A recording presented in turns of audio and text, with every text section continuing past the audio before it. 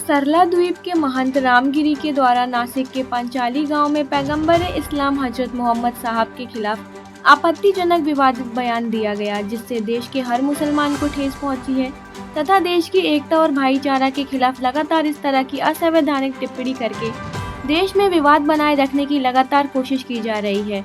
उक्त महंत पर कठोरतम दंडात्मक कार्यवाही की मांग को लेकर जबलपुर पुलिस अधीक्षक कार्यालय में पार्षद मोहम्मद मतीन एवं अन्य मुस्लिम समुदाय के लोगों ने ज्ञापन देकर उचित कार्यवाही की मांग की तथा जल्द से जल्द एफआईआर कर रामगिरी महंत को जेल में डालने की गुहार लगाई। ज्ञापन सौंपते समय सैकड़ों की तादाद में मुस्लिम समाज के लोग मौजूद रहे।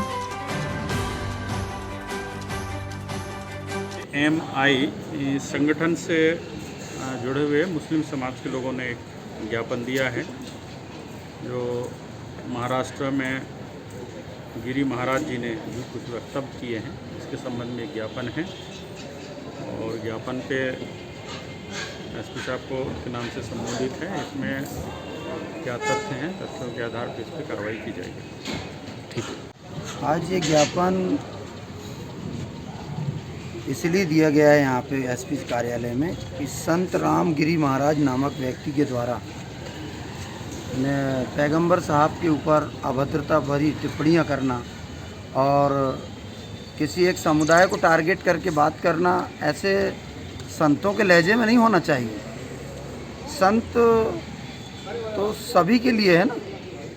अगर किसी धर्म गुरु को अगर बोला जाए तो वो धर्म गुरु किसी धर्म के खिलाफ थोड़ी हो सकता है। वो धर्म गुरु तो अपनी तरह सभी धर्म को बराबर का मानता है। और इस देश में, इस देश की खूबसूरती है, गंगा जमनी तहजीब है इस देश में। इस देश की खूबसूरती, सभी धर्म के लोग यहाँ रहते हैं। अलग अलग भाषाएं हैं, अलग अलग बोल वचन हैं, लेकिन हैं तो भारतीय ना वो सब। यहाँ हिंदू भी रहते हैं, मुस्लिम भी रहते हैं, सिख भी रहते हैं, ईसाई भी रहते हैं, सभी लोग रहते हैं। लेकिन किसी का व्यक्ति विशेष का वो नहीं है। अगर जितना हिंदुस्तान, जितना भारत आपका है महाराज, ये जो है ना संत गिरी महाराज, इनका जितना भारत है उतना भारत हमारा भी है, उतना ही बाइज्जत शहरी हिंदुस्तान के हम भी हैं। तो ऐसा कभी भी मैं तो नहीं मानता ऐसे किसी गुरु को जो किसी धर्म के खिलाफ बोले। अगर धर्म के खिलाफ बोलने वाला अगर कोई है तो वो कोई धर्म का नहीं हो सकता। कोई धर्म नहीं सिखाता, किसी का धर्म ये नहीं कहता कि आप किसी के धर्म को अभद्रता भरी टिप्पणियाँ करें। ऐसे महाराज के ऊपर सख्त कड़ी कार्रवाई होनी चाहिए और इन्हें जेल में डालना चाहिए।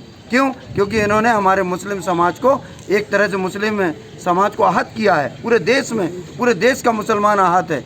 आज हमारे राष्ट्रीय प्रवक्ता वारिस पठान जी ने वहाँ पे तो गिरफ्तारी दी और कहा कि मुझे पैगंबर साहब के नाम पे अगर फांसी में भी लटका दिया जाए तो कम है।